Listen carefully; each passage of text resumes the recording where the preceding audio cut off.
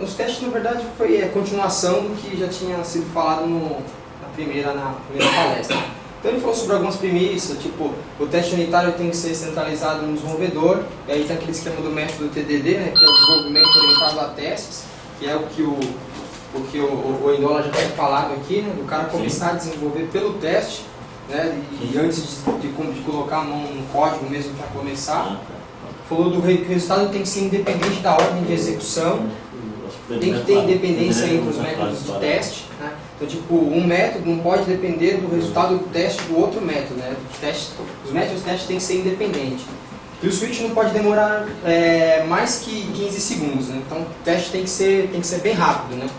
E também não pode ter dependência de dados externos, de rede, de banco de dados, enfim. E também não pode ser feita a interpretação. Então tem que ser deu certo ou não deu certo, né? Não pode ter que olhar, mas deixa eu olhar para ver se funcionou, se não. Tem que ser sim ou não, né? Aí tem alguns facilitadores para isso que a gente vai mais para frente. De tipo de teste, a gente tem um teste de estado, que é o que a gente mais usa aqui, né? Que a gente fala o comportamento que ele tem que ter e vê se aconteceu isso ou não. Aí usa só o JUnit. E tem o teste de interação, que a gente precisa usar os dublês, que é justamente para a gente não ter dependência de dados externos. Então os dublês de teste são colaboradores substitutos. Aqui foram alguns termos que o cara usou lá que eu achei interessante colocar, né? Então os dublês são colaboradores substitutos. Tem o dummy, que são os laranjas, né? Então, tipo, é um objeto que precisa ser instanciado só para cumprir tabela. Então, é um cara que você não vai usar para nada, né? Eu até fiz esses aí com bolha, um cara que você não vai usar para nada, só para cumprir tabela. Tem o stub, que é tipo a secretária eletrônica, você fala para ele o que ele tem que retornar. O mock, que é um impostor. Então, tipo, você previne, você já fala antes qual é o comportamento dele. Então, você já sabe o que ele vai ter que retornar para você. É bem parecido com o stub aqui. Fake, que ele chamou de brinquedo, que é um serviço que você substitui um serviço por uma implementação que você precisa. Então você tem um serviço externo, você vai lá e implementa alguma coisa do jeito que você precisa, enfim. E tem o SPY, que é o GRUB, que é um objeto que registra o comportamento por uma verificação. Né? É bem conhecido. Das ferramentas, JMock, o SMock, o Mockito, que é o que a gente usa, o PowerMock. Esse PowerMock ele falou bem do PowerMock, né? Ele falou que, como o próprio nome diz, é Power, né? É o mock, só que mais Power porque você consegue dublar até métodos estáticos, né? É um cara bem, assim, tem tudo que tem o Mockito, que tem esses outros e é bem mais ferrado, né? E tem algumas APIs, que é o MockRun, o EJBMock, o Spring Unit também, que esse aqui eu não conheço, mas ele falou que existem essas APIs também, depois se alguém tiver interesse de pesquisar.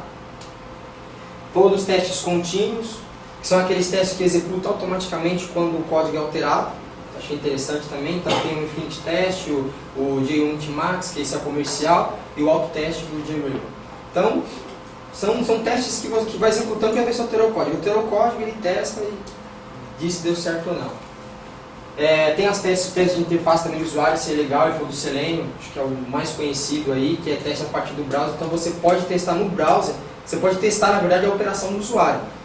Hoje a gente testa o método, fala, o método tem que fazer isso, aquilo outro, só que se o usuário fizer isso, se o usuário digitar isso, então você pode fazer isso daí através de um browser, né, usando um browser mesmo, usando o Selenium, web browser, e tem esse caminho também. Beleza. Essa foi a primeira, né? Então a segunda foi a do Luigi, também bastante interessante. Então os problemas que a gente tem hoje para desenvolvimento para celular, aqui a gente desenvolvimento para celular. Então os problemas que a gente tem hoje, os componentes de interface eles possuem um look and feel que fica embutido no sistema do celular. Não é possível criar um padrão, né, ou personalizar todos os celulares, então cada celular tem lá o seu sistema e tem a sua interface. O desenvolvimento da lógica de componentes também é bastante complexo. Tá? O desenvolvedor tem que ficar se preocupando com o tamanho da tela, será que cabe se eu colocar isso aqui, onde que eu vou colocar, será que vai caber na tela, enfim. E nem sempre o código que roda em um celular vai rodar em outro.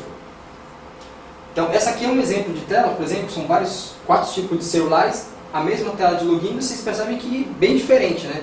E um tem bastante espaço, o outro ficou apertadinho, os botões ficaram fora de lugar, enfim. Essa é uma tela criada sem o LUT. Então a solução é o Lute, né, que é uma biblioteca de componentes gráficos para J2ME, open source, é baseado em Swing, então é bem facinho, tem os componentes, só clicar e arrastar, e possui Resource Editor. Então aqui é aquela mesma tela, só que já feita com Lute, você percebe que agora tem um padrão. Então são celulares diferentes, né, só que feito a mesma tela, e ele roda nos celulares com o mesmo padrão. Então, por exemplo, se um celular ele dá, por exemplo, a opção de você usar 3D, e você desenvolveu no seu código 3D, vai funcionar 3D. Se tem screw, vai funcionar screw. Se não tem, vai funcionar do mesmo jeito.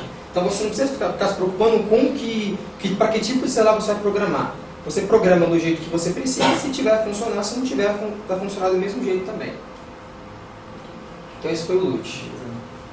Bem interessante também esse aí. E o framework Demosel, que é um framework novo, né, que ele está sendo desenvolvido por uma empresa do governo chamada Serpro. E até um pouco da história dele aqui, na verdade ele tem esse nome porque em 1917 o Santos Dumont criou um que eles consideram o principal, né, o mais importante dos aviões que ele desenvolveu, e foi o primeiro avião fabricado em série no mundo com um código livre. Né? Código livre por quê? Porque quando ele inventou o Demosel, todo mundo falou, nossa, legal, tal, vamos vender, vamos ganhar dinheiro com isso e tal. E Santos Dumont falou assim, não, fizemos isso daí, vou divulgar, vou dar receita e quem quiser desenvolve. Né? Então, tipo, ele deu o negócio aberto, um open source. E boa parte dos aviões que existem hoje são baseados no Demosel. Por isso recebeu esse nome. Então o Demosel ele é dividido em camadas, né? Não preciso detalhar aqui as camadas, porque são praticamente as mesmas camadas que a gente usa, né? Cliente, apresentação, negócio, integração, recursos. E o legal é que assim, o que eu achei interessante do Demosel, o Demosel ele é um framework integrador. Então na verdade ele é uma interface que define padrões, ele é implementado por outros frameworks. Então por exemplo, o Hibernate, o Maven, enfim. E ele tem as camadas lá, você implementa usando um outro framework, ele já tem padrão, ele já vem, quando você baixa, ele já vem nesse pacote os frameworks, né, padrão dele, e se você pode mudar. Se você falar, eu não quero usar Hibernate, eu quero usar TopLink, beleza, você vai lá e muda TopLink, e vai ter uma interface, que é a interface do Demosel, que vai usar as coisas que tem do TopLink. Então achei bastante interessante esse daí. Estava até comentando com o Robson, para um cara tipo que nem eu que está começando com Java agora, é interessante porque quando você vai desenvolver quando você vai começar uma empresa, ou um desenvolvedor vai começar, antes de começar a desenvolver, ele precisa montar um ambiente. Então o cara precisa escolher qual a IDE, qual vai ser o framework de persistência, qual vai ser o framework para desenvolvimento, enfim, ele precisa fazer um monte de decisão, baixar um monte de coisa, fazer aquilo funcionar para ele começar a desenvolver. O Demosel é o seguinte, você baixa ele, instala na sua máquina e ele já traz para você configurado um padrão em camadas, entendeu? Então ele já traz lá esses frameworks prontos, então você já começa a trabalhar. E depois, com o tempo, você começa a ver outros frameworks, vai mudando, né? O que você quiser, mas para começar é bastante interessante. Aqui tem um pouco da arquitetura dele também que eu não vou detalhar, na verdade só para vocês verem que ele está bem dividido em camadas, né? Bem organizado. E o objetivo, né, no caso do site deles, aqui é para quem tiver interesse, depois ir no repositório ou até participar da comunidade, né, bastante interessante. Eu dei uma olhada no site, lá tem bastante informação, a documentação deles são boas, então depois se alguém tiver interesse em conhecer um pouco mais, pode entrar no site deles lá.